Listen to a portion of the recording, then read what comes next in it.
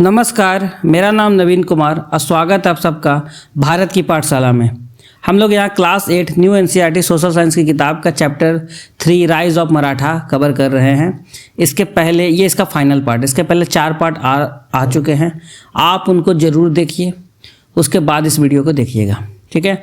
हम लोग जो आज पढ़ने वाले हैं वो थंजावुर के बारे में पढ़ने वाले हैं। थंजावुर कहाँ पर है? थंजावुर आपका तमिलनाडु में है। आज का जो तमिलनाडु है ना, वहाँ थंजावुर है, ठीक है। तो वहाँ के एक रूलर हुए, क्या नाम था उनका? एकोजी। एकोजी कौन थे? शिवाजी के सौतेले भाई थे।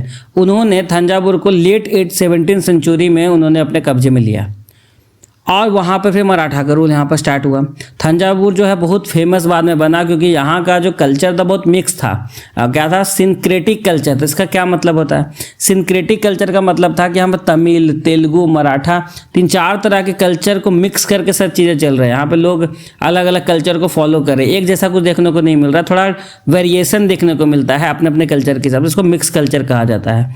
अब मराठा जो यहाँ के रूलर थे वो आर्ट को सपोर्ट करते थे, पोइट्री को, ड्रामा को, मतलब बहुत सारे एक्टिविटीज़ वाली चीज़ें जो थी, टैलेंट वाली चीज़ जो थी, उनको यहाँ पर फोकस यहाँ पर ज़्यादा दिया गया। ये देखिए आपका ट्रेडिशनल थंजावुर स्टाइल पेंटिंग था, जो क्या फीचर कर रहा है? Delicate gold foil work that lend it a rich radiant appearance. This style flourish under the patronage of Marathas. अब देखिए Serfoji two, a multi talented ruler. जो मोस्ट फेमस रूलर जो थंजावुर मराठा के थे वो थे सरफोजी टू। सरफोजी टू बहुत फेमस रूलर थे मराठा एम्पायर के, और उनको बहुत सारे भाषा आता था, इंडियन भाषा बहुत सारे आ गए, यूरोपियन लैंग्वेज तक वो जानते थे। और वो एक मराठी प्ले लिखे हैं, उसका नाम था देवेंद्र कुरवान जी। उसमें उन्होंने वर्ल्ड ज्योग्राफी को डिस्क्राइब किया। सोचिए उसमें वर्ल्ड ज्योग्राफी को डिस्क्राइब कर रहे हैं, इतना उन्होंने बड़ा काम किया था। उसमें सब रेयर चीज़ था, सबके पास ये नॉलेज नहीं था।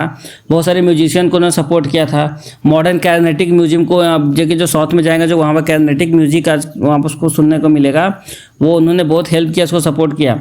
और उन्होंने भरतनाट्यम के अर्ली फॉर्म को भी सपोर्ट किया, इनकरेज किया। जो आज अब भरतनाट्यम इतना फेमस डांस है, उस टाइम इन्होंने ही इसको सपोर्ट किया था और बहुत बड़ा योगदान रहा इनका। Serfoji medical educational work. Serfoji जो थे बहुत इंटरेस्टेड थे आपके मेडिसिन में। वो धन्वंतरी महल बनाए, एक हॉस्पिटल था जो फ्री ट्रीटमेंट देता था, और ख़ास बात ये था कि इंडियन आयुर्वेदा के हिसाब से भी काम कर रहा है और वेस्टर्न मेडिसिन को भी अडॉप्ट कर रहा है, मिक्स करके चल रहा है। ये नहीं है कि मेरा ही धर्म, मेरा ही देश में जो चीज़ बन रहा बढ़िया है। जो वेस्टर्न मेडिसिन था उनको भी यहाँ पे यूज होता था। और साथ में उन्होंने पहला प्रिंटिंग प्रेस चालू किया। सोचिए, जो प्रिंटिंग प्रेस है, जो अखबार वगैरह छपने का काम है, किताब छपने का काम है, भारत में सबसे पहला इन्होंने शुरू किया था। और भोसले फैमिली से भी रिलेटेड थे। बहुत सारा जो बृहदेश्वर टेम्पल का वॉल देखेंगे ना, वहाँ पर भारत का सबसे लंबा स्टोन इंस्क्रिप्शन था, मतलब उस पर स्टोन पे इनके बारे में बहुत बातें लिखी गई है उस टेम्पल में।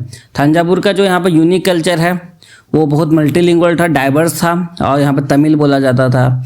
तेलुगु, पहले के जो रूलर थे तेलुगु बोलते थे। मराठा जो नए रूलर बने, सारा कल्चर ब्लेंड हो गया।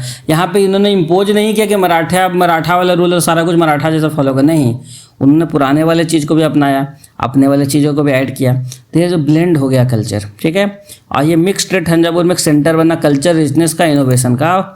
और देखिए जो बृहदेश्वर टेम्पल में देखिए जो इंस्क्रिप्शन लिखा हुआ है, यहाँ पर आप देख सकते हैं, इस भाषा में इस तरीके से लिखा गया है, ठीक है। और यहाँ पर एक एक्सप्लोर करने का टॉपिक दिया हुआ है। क्या आपने कभी भरतनाट्यम के बारे में सुना है? ये क्लासिकल डांस फॉर्म है जो थंजावुर के रूलर्स के द्वारा ही बढ़ावा दिया गया था, ठीक है। Try to find out how Serfoji two and other ruler help this art form. इसको आप इंटरनेट पर सर्च कीजिएगा। अब मराठा के लेगेसी। मराठा जो है मुगल्स को चैलेंज किया।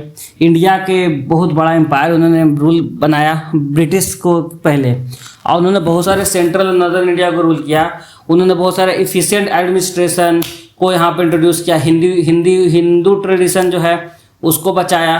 रिलीजियस टॉलरेंस थे, अपना धर्म को दूसरों पे इम्पोज नहीं करते थे, सबको अपना धर्म फॉलो करने का इजाज़त था, जो कि मुगल से बहुत उनको अलग बनाता था, मराठा को बेहतर बनाता था, ठीक है। उनका आइडिया जो स्वराज्य का था, सेल्फ रूल का था, मतलब कि हमें अपना रूल चाहिए। और बाद आने वाले फ्यूचर फाइटर को यहाँ पे प्रेरित किया।